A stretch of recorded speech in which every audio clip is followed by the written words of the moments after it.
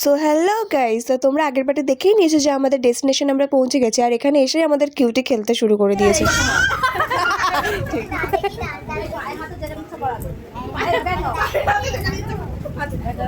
তো গিফট দেওয়ার পর্ব শেষ হতেই আমরা শুরু করতে গেলাম খাওয়ার পর্ব। তো প্রথমে স্টার্টার দিয়ে শুরু করলাম ও মাই গড। তো ফার্স্টেই খেয়ে নিলাম ভেজ পকোড়া, চিকেন পকোড়া, তারপর ছিল বার্থডে কেক, তারপর চলে এলাম মেন কোর্সের দিকে।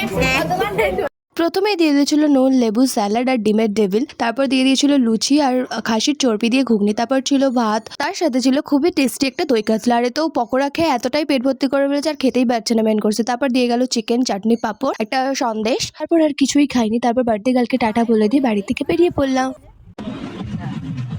এখন 10:30 বাজে, আমরা বেরিয়ে আছি। কখন পৌঁছাবো জানি না। একজন বলে যাচ্ছে সবাই কোথায় পৌঁছে গেল।